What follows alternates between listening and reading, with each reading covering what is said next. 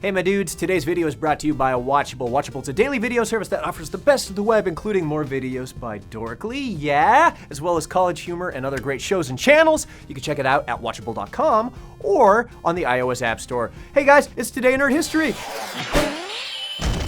Today in Nerd History! Dragon Ball is epic, and I mean that in the pre-bacon Reddit hyperbole version of the word, and more in the sense that it's tremendous in scope. It's been around forever, and even if you're a super fan, it's been around so long that there's stuff that you probably missed. Here are 10 surprising facts that you probably didn't know about Dragon Ball. Number 10, Goku only killed 2 villains in all of Dragon Ball Z. In a series so laden with fights and, waiting for fights, it's easy to forget that the series' main protagonist rarely actually kills his enemies. In Dragon Ball Z, Goku only kills 2 people.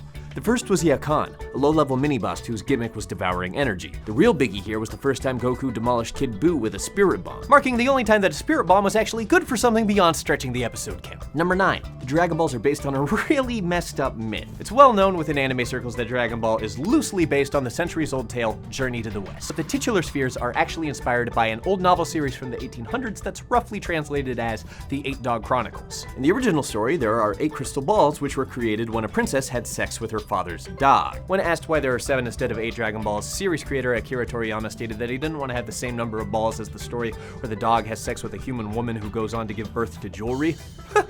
Go figure. Number 8, you probably know more about Dragon Ball than the creator of Dragon Ball. There wouldn't be Dragon Ball without Akira Toriyama. However, after decades on the job and hundreds of pages of the manga, you can't blame the guy for spacing on some of the details. For instance, Toriyama admitted in an interview that he forgot that Super Saiyan Form 2 was even a thing. In his mind, it jumped straight from 1 to 3. The guy also forgot Android 18's hair color, drawing her with purple hair in promo art for the comeback movie Battle of Gods. Worse, he entirely forgot the character Launch existed at all, who was a major character in Dragon Ball prior to Raditz arrival. When Dragon Ball Z rolled around, Launch snuck into a few scenes, but eventually disappeared. Toriyama's explanation?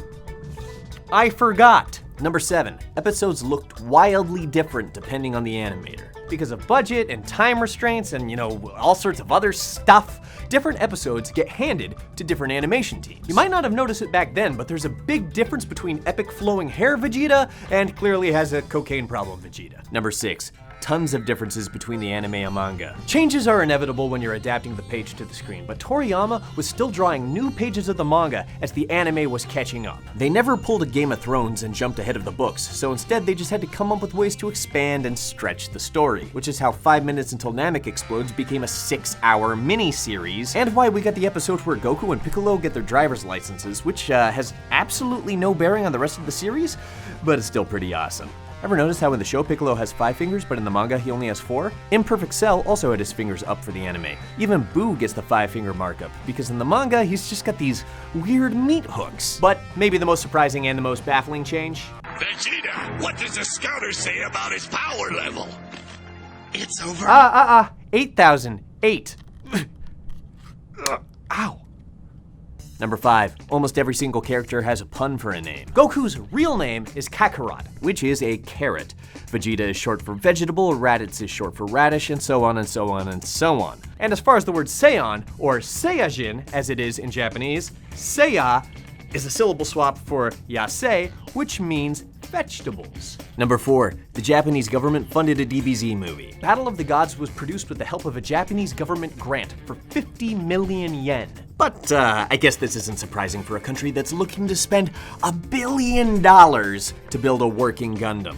Number 3, hilarious bootleg Dragon Ball Z movies from the early 90s. Toriyama did not sanction the Korean movie Dragon Ball Fight Son Goku, Win Son Goku, or the Taiwanese movie Dragon Ball The Magic Begins, but they did make it into the world anyway.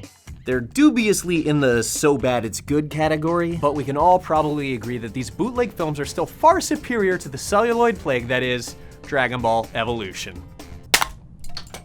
Ha! I am strong! Number 2, Goku's American voice actor once fainted from screaming too hard. Anyone who's tried to power up by screaming knows that yelling at the top of your lungs alone in your room can really take it out of you. So it shouldn't be too surprising that long-term Goku actor Sean Schemmel screamed so hard that he passed out. It was the transformation to Super Saiyan 4 in Dragon Ball GT that did him in. Schemmel is living proof that no matter how hard you scream, you'll just never become a Super Saiyan. But that shouldn't stop you from trying. Go ahead, I'll wait. Wow! didn't work. Number 1. The Super Saiyan form was invented to save time. In the manga, Goku has jet black hair that turns blonde in Super Saiyan form. But in the manga, blonde is represented by white space. As it turns out, the Super Saiyan hairstyle was designed that way because filling in all of Goku's hair with solid black ink took too much extra time. So who knows what Super Saiyans would have looked like in DBZ if they had been created in the age of Photoshop and the fill-in paint bucket tool.